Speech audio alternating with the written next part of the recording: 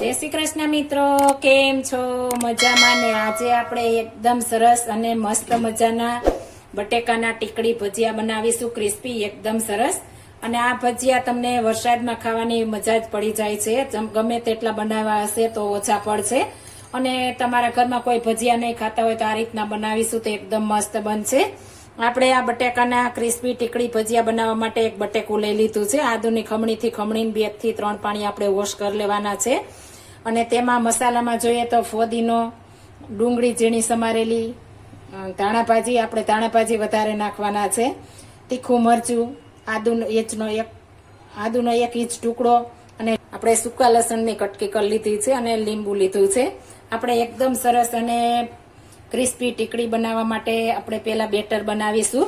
તેમાં આપણે જે આ બધા મસાલા નાખી દેવાના છે એકી સાથે. અને જો તમે લસણ ડુંગળી ન ખાતા હો તો સ્કીપ કરી શકો છો, પણ લસણ ડુંગળી હશે તો જ આપણે એકદમ મસ્ત ટીકડી બનશે આપણે આ, અને એકદમ ક્રિસ્પી બનશે. ઉપરથી ક્રિસ્પી ને અંદરથી એકદમ સોફ્ટ એવી બનશે. અને તેમાં આપણે મસાલા પેલા નાખી દેશું. મસાલામાં આપણે સ્વાદ પ્રમાણે નિમક નાખી દેવાનું છે. આપણે જેટલું હોય તે પ્રમાણે આપણે નિમક નાખીશું. અને તેમાં આપણે થોડો ગરમ મસાલો નાખીશું, 1 ચપટી આખું જીરું, અને આપણે તીખા મરી પાવડર નાખવાનો છે. મેં ક્રશ કરી લીધા છે. આપણે ફ્રેશ મરી પાવડર નાખવાનો છે. અને તેમાં આપણે 2 ચપટી ખાવાના સોડા, વધારે નહીં, 2 ચપટી થોડા એવા. અને તેની ઉપર આપણે પેલા લીંબુ નીચોવી લેશું. આપણે આમાં પાણીની જરૂર નહીં પડે. જો પાણીની જરૂર પડશે તો જ આપણે પાણી ઉમેરવાનું છે. આપણે એકદમ સરસ અને ખાવાની પણ મજા પડી જશે. તમે એકવાર બનાવશો તો બધા માંગીને ખાશે. તેટલા મસ્ત આપણે આ ટીકડી ભજીયા બને છે. પેલા હાથ વડે આ બધું પેલા મિક્સ કરી લેવાનું છે, એટલે તેમાંથી પાણી છૂટું પડવાનું હોય તેટલું પડે. અને સાઈડમાં આપણે તેલ ગરમ મૂકી દેવાનું છે. આ રીતના એકદમ સરસ પેલા મિક્સ કરી લેશું. હવે તેમાં આપણે ચણાનો લોટ નાખશું. આપણે અડધો કપ અંદાજિત ચણાનો લોટ નાખ્યો છે. અને તેને પેલા મિક્સ કરી લેશું એકદમ સરસ. આનું બેટર એકદમ પતલું પણ નહીં ને એકદમ જાડું પણ નહીં, તેવી થિકનેસ રાખવાની છે.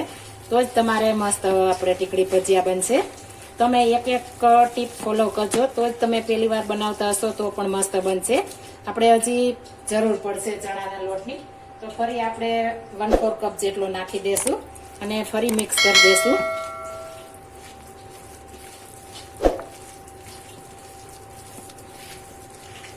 આપણે આ રીતના ભજીયું પડે તે રીતના બનાવવાનું છે. ને સાઈડમાં આપણે તેલ ગરમ મૂકી દેવાનું છે.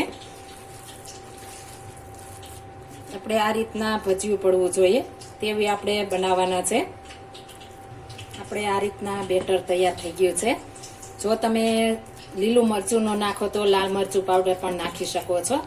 આ રીતના આપણે ભજીયું પડે તે રીતના બનાવવાના છે. અને આપણે કઈ રીતના ટીકડી બનાવી હું તમને આગળ બતાવીશ.